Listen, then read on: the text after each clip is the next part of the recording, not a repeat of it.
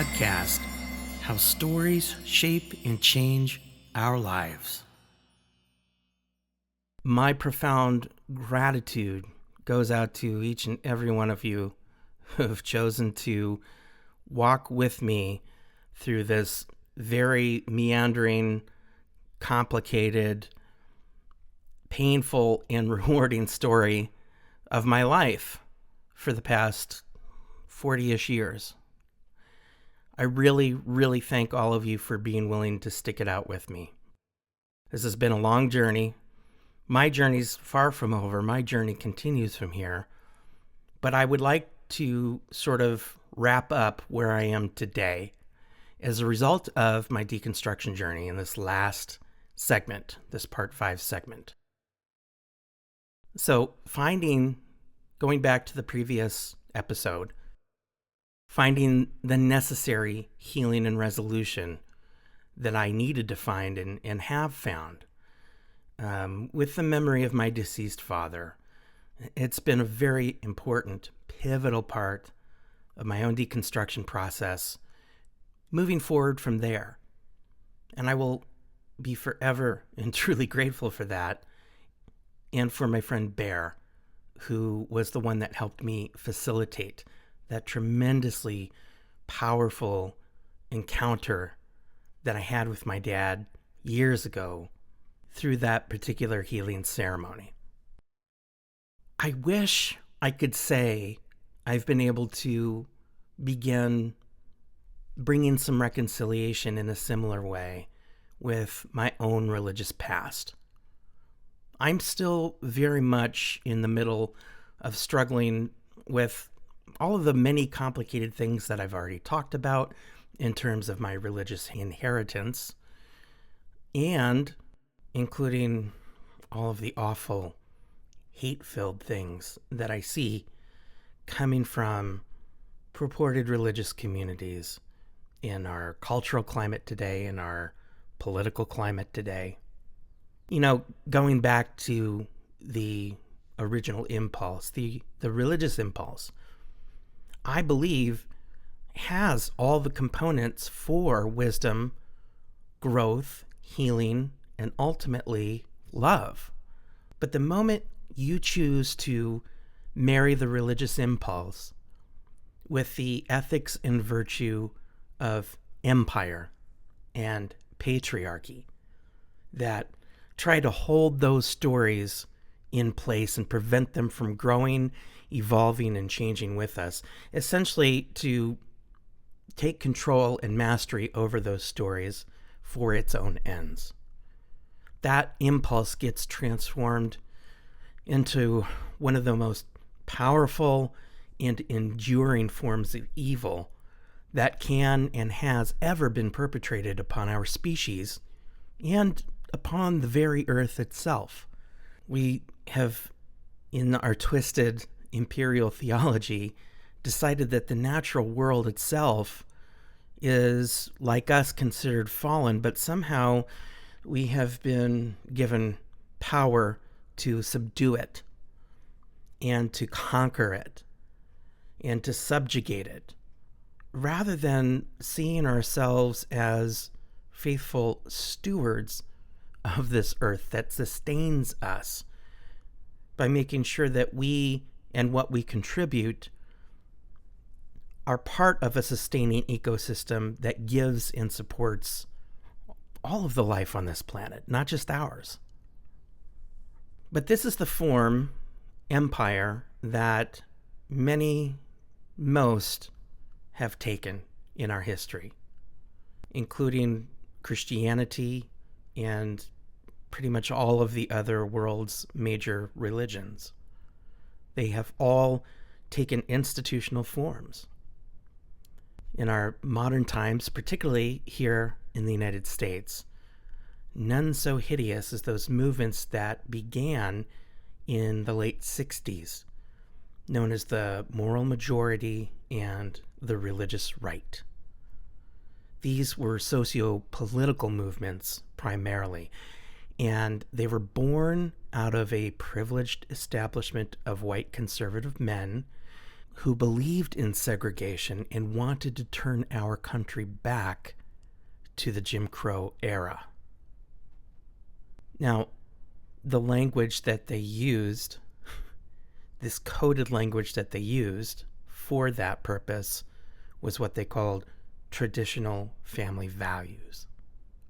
And if that phrase is familiar to you, there's a reason why that is. This is a movement or a collection of movements that have dominated American politics ever since then and have been unequivocally accepted and absorbed in most of our evangelical religious movements, but also some more conservative mainline Protestant denominations as well, including more conservative arms of the Catholic Church. Well-known evangelical institutions such as Focus on the Family and the Heritage Foundation, a political PAC that has been instrumental in drafting the infamous Project 2025 document. And fundamentalist Christian higher education establishments like Liberty University, which is probably the most popular and prominent one. These are all examples of the various extensions and expressions of this religious political movement that started picking up steam back in the late 60s and early 70s. And all of our superstar televangelists, particularly the ones that we knew best in the 80s and the 90s, popularized more by their endless scandals. These were the media avatars of these movements. What has since come to be known as the prosperity gospel is also one of the more recent iterations of this overarching movement. The underlying system of values that fuel all of these movements are not love, mercy, grace, and forgiveness. Rather, they are rooted in power, domination, segregation, obedience, exclusion, privilege, and again, a deeply, deeply rooted racism. And as we are now watching today, their aim is not and never has been to preserve or protect the democratic values of our republic, but rather, and it's become explicit in the past few years, to essentially establish the United States as a Christian theocracy.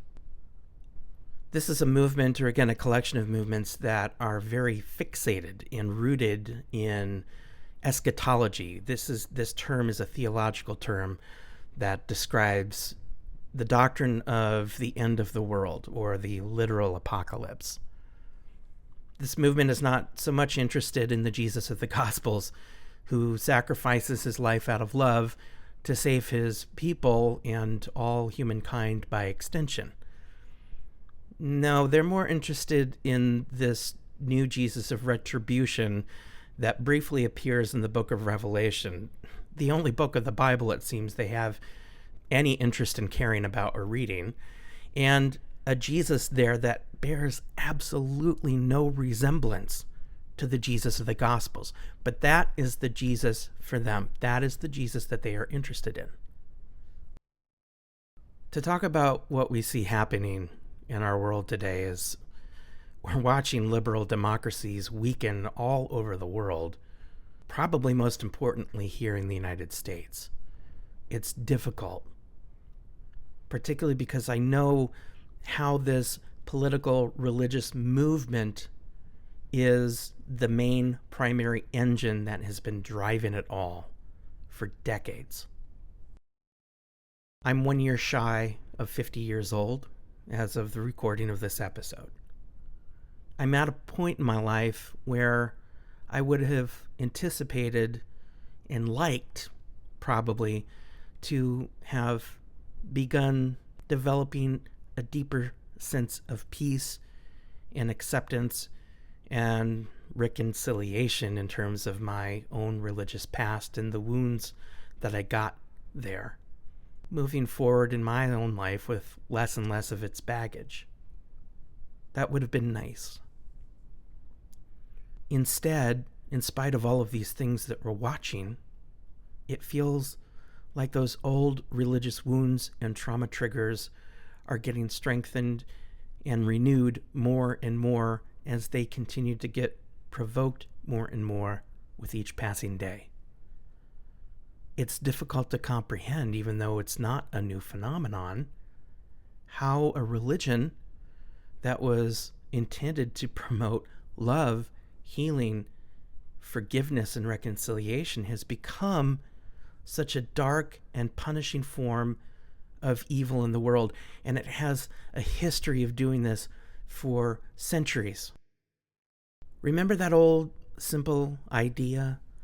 Love your neighbor as yourself. Remember the song, Jesus loves the little children, all the children of the world.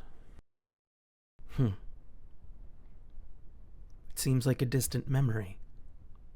It is a distant memory, unfortunately. The now popular term Christian nationalism, it's an idea that's probably new to some, but it's not new to me. It's horrifying now to see how much power it has generated for itself, unchecked power, and just a reckless craving for more and more power, more and more dominance and control. And as I said before, it's nothing new in our history. Christianity grew into a world religion through the vehicle of the empire, the Roman Empire, when the Emperor Constantine decided to designate it as the official religion of the state. And all its current religious practices, ideas, dogmas, creeds, subsequent theological branchings off in schools of thought, they're all rooted from this empire mentality that has shaped the nature and the type of this religion in the context of religious empire for just shy of 2,000 years. Love and empire cannot coexist with each other. They are incompatible. All forms of nationalism, regardless of how they characterize themselves or what they identify themselves with, are institutions of power and conquest. So if Jesus is truly love, as I was taught, then the term Christian nationalism should be an oxymoron. And it is. And yet, an uncomfortable majority of folks in the United States appear to have so readily accepted, digested, and integrated the marriage of the two that they cannot even denote the slightest distinction between the religion and the nationalism. They've either lost or ceded all ability for discernment, intellectually, psychologically, emotionally, philosophically, politically, communally, everything. And they believe with all their hearts that every cruelty they support, politically and socially, upon others, because it doesn't fit with their prescribed definition of what good or righteous people are and look like, they believe it is completely justified and commanded by God, and they believe that it's an act of love. They have been conditioned to believe that love and violence are the same thing.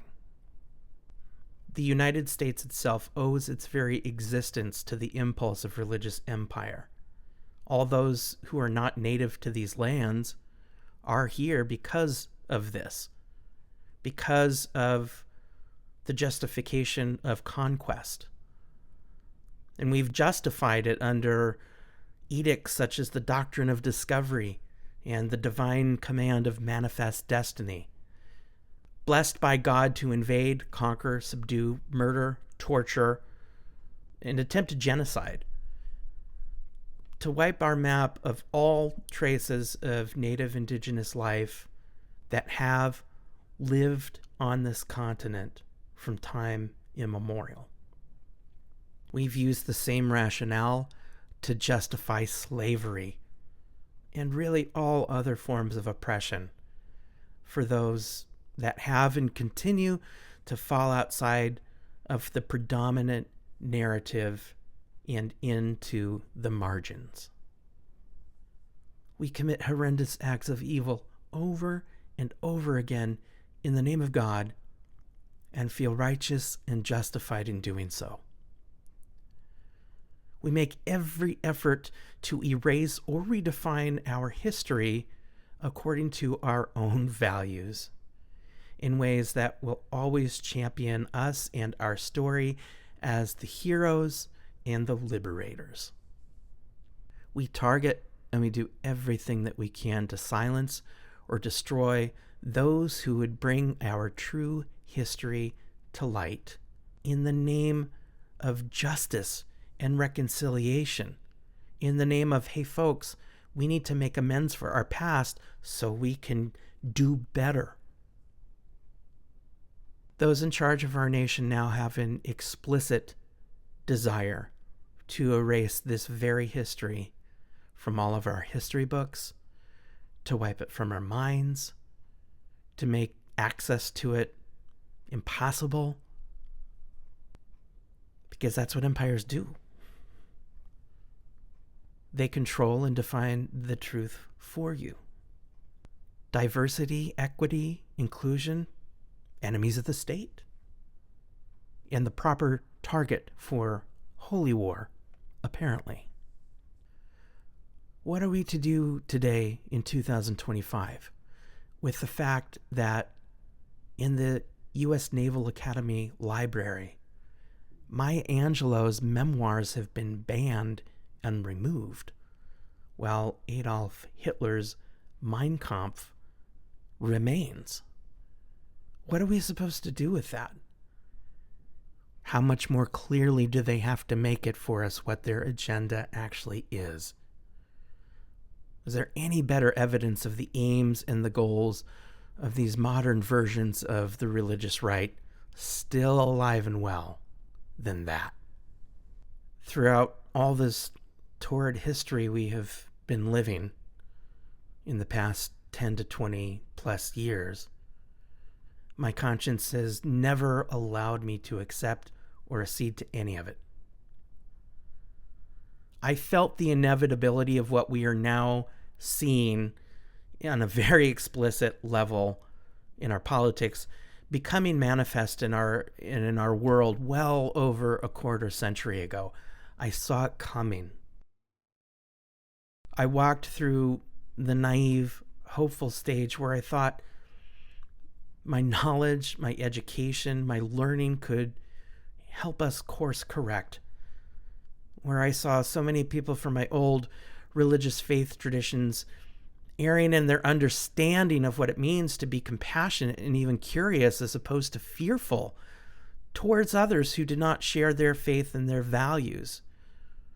I walked through the disillusion stage where it felt like people were just too married to their old ways of thinking that they'd rendered themselves incapable of hearing anything new, being just even a little bit curious beyond their own accepted narratives. I naively believed that I could help repair what I now call theological malformation. Since then, I've been navigating various stages of despair and anger, as I now understand much more clearly just how willful and strategic this theological malformation, rooted in cruelty and hatred in the name of God, has very much been from the very beginning. I stand firmly opposed to religion as empire in all its forms. That old anger is still very much alive within me. I do my best to point and project it in the right direction. I must. If I don't do something intentionally with that anger and intelligently with that anger, I know it's going to manifest in more destructive ways towards people and places that probably don't deserve it. As unacknowledged and unconscious anger tends to do within all of us. I don't do that perfectly by any stretch of the imagination, even though that is my intention. But I'm at a place in my life now where I've moved beyond, let's try to talk about this together, to what you're doing is wrong, and I will do everything in my power to stand up and oppose you, who you are, and what you stand for. Some may think this stance to be rigid or fatalistic. I can't argue that point. I would much prefer to live in a world where dialogue in good faith was still valued and practiced and intelligently utilized in conversations between opposing sides of all different kinds of aisles. But that is just not the reality that we are living in today. And I don't have time to try to, quote unquote, rescue those who are still caught up in those old narratives that are continuing to champion all the virtue of empire and religious political superiority. I don't have time because too many people are getting hurt and killed as a result of it. And my fealty and solidarity stands with them, old church, not your religious institutions. I choose to stand in solidarity with the marginalized groups of our nation and our world. Daily, I try my best to do so and to do it better. I am a white, cisgendered man in America. I have all of that privilege, and I must acknowledge it. I must acknowledge the inherent bias that has come with that and the limitations that come with that in terms of my own experience of the world as being very, very different from a lot of other people who don't fit into that category, only because I was born into it. It's easy and common for my accusers to just simply charge me with the sin of playing the game of bipartisan politics.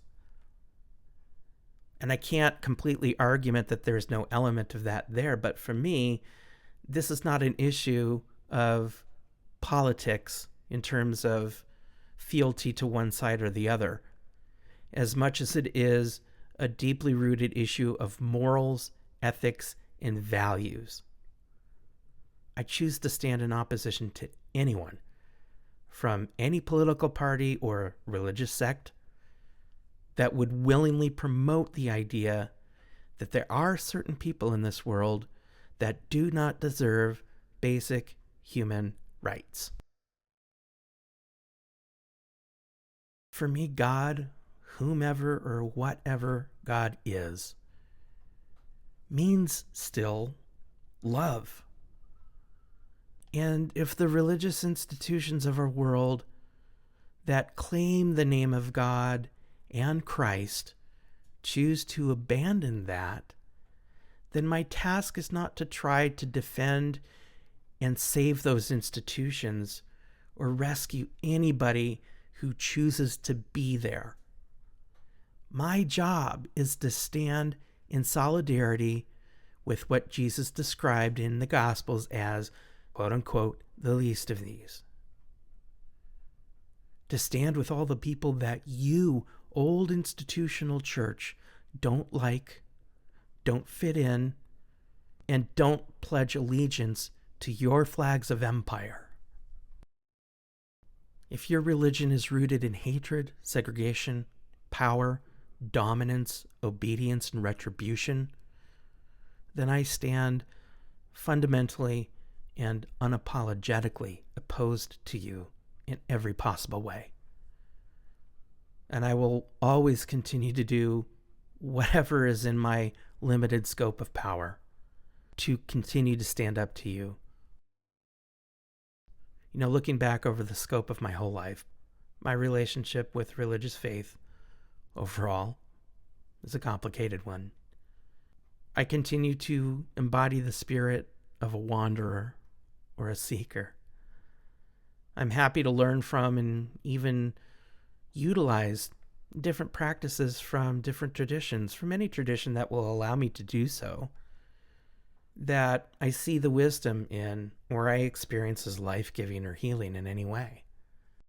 Whatever my inner soul configuration is, it's not happy staying in one place for too long, feeling settled in any one particular place, and it chases at the idea of any form of restrictive doctrine or dogma.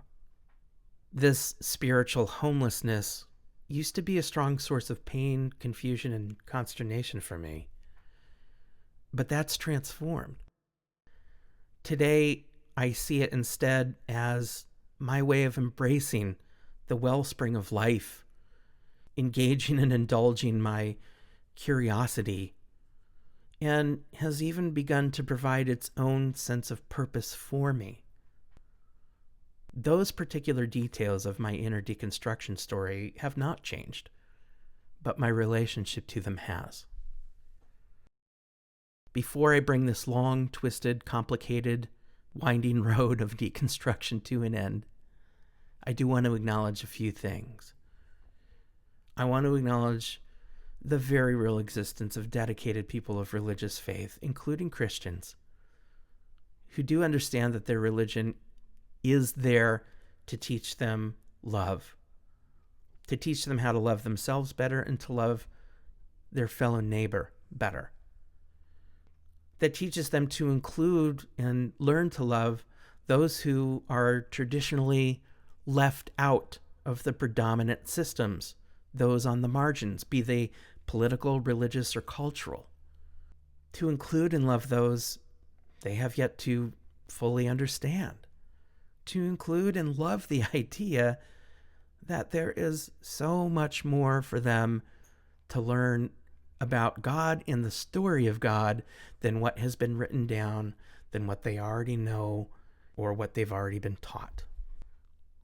These are dedicated people and practitioners who choose to use and act out of their faith as a way of bringing more healing and reconciliation to this world.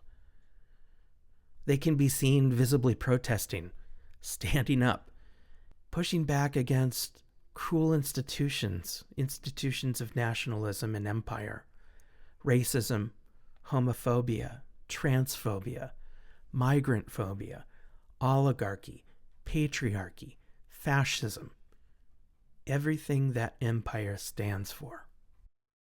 I stand in solidarity with them as much as I stand in solidarity with anyone who holds and shares these same values, regardless of their belief, regardless of their faith tradition or lack of faith tradition. I am thankful for all of the prophetic voices in this world, and I don't care where they come from. I'm grateful to still know and love many of these prophetic voices that are rooted in the church, that have given and continue to give so very much to this world, and have contributed positively to the quality of my own life. I don't need to believe all of the same things, all the same doctrines that they may believe, and they don't need me to believe in everything they believe either. That is not the basis for good, healthy relationships with each other. This freedom to allow people to be exactly who they are is what gives us the capacity to develop true relationship with each other, which for me is what is most sacred and holy. Some of you who have been listening to these episodes may find yourself struggling with a lot of things I've had to say and your feelings about them. Maybe finding yourself at odds with a lot of them. That's okay. You are free to feel that way. my own belief system does not require you to feel the same things that I do, believe the same things I do, or agree with me on everything. You are free to believe in anything you choose to believe in. You are free to gather with like-minded people who choose to practice or celebrate together whatever that path is. You and I are free to agree or disagree on any number of things. You're free to have whatever form of faith you like, unless part of your faith requires everyone else to have the same faith and the same beliefs as you do. That is not a tenet of faith that is rooted in love. It's rooted in conquest. It's rooted in empire. I also want to reiterate that in telling my story, I'm not necessarily advocating that all of the conclusions that I've come to and drawn personally in my own life and in the path that I have walked are meant to be prescriptive in any way. That would sort of defeat the purpose. I'm simply telling my story as I have experienced it. And I'm telling it because I believe in the power of telling our stories to each other. And I want to create safe places and pathways to whatever extent that I can to encourage others to feel safe and inspired to do the same if they wish. A path of religious deconstruction is a difficult path. It's a complex one. It certainly has its own unique forms of pain, grief, and anger. It also, as I have learned, has some of the most wonderfully profound gifts and joys for those who find themselves on such a path.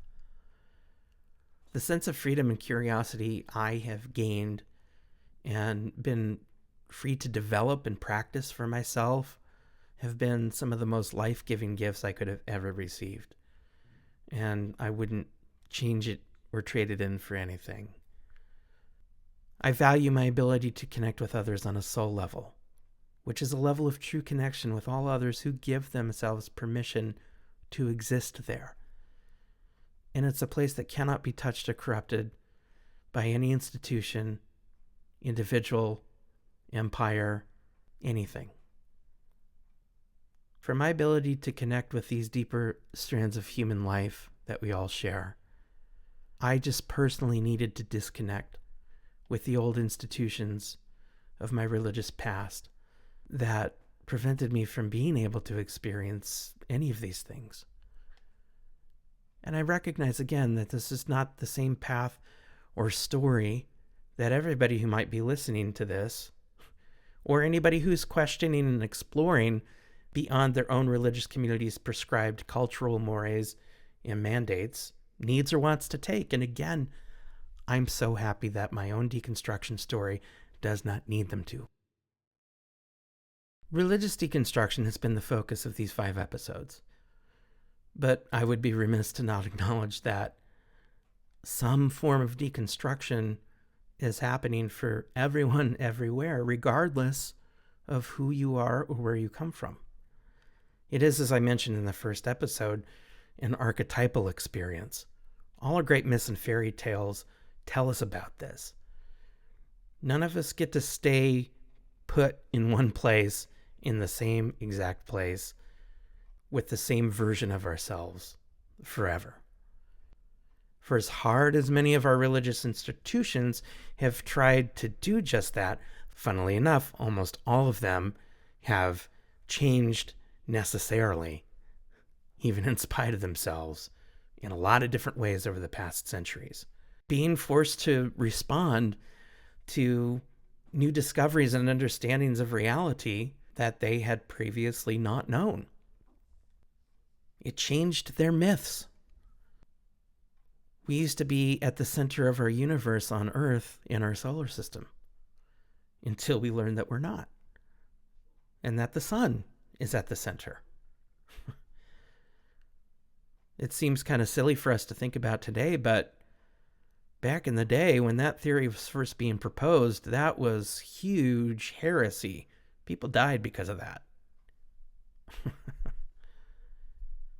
So, as hard as we might try, life and reality itself is not going to let us just sit still and static.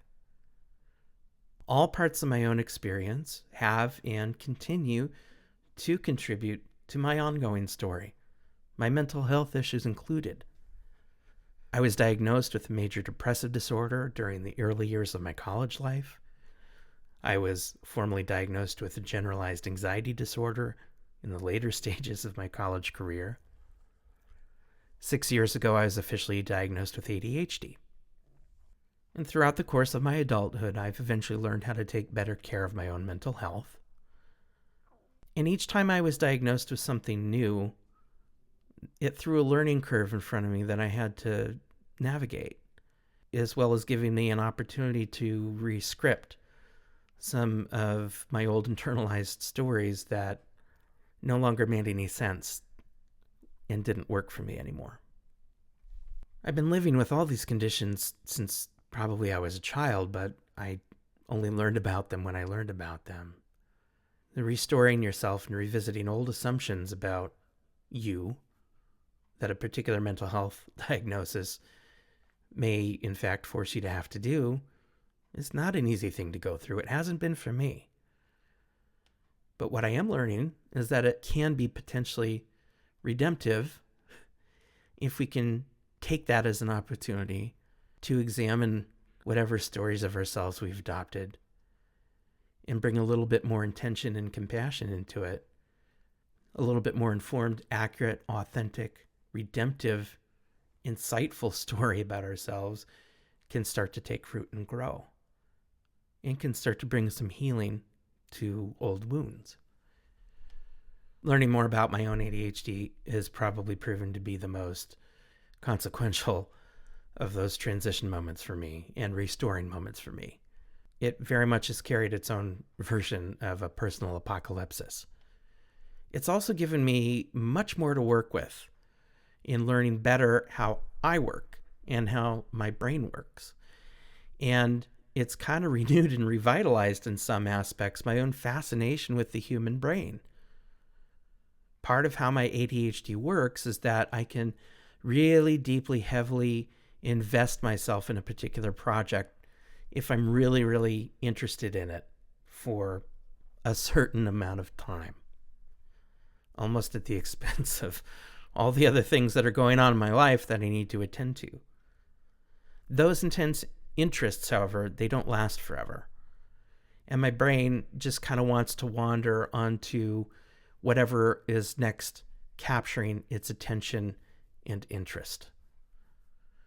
And I have no doubt that my ADHD plays a role in informing my wandering nomadic approach to my own spirituality.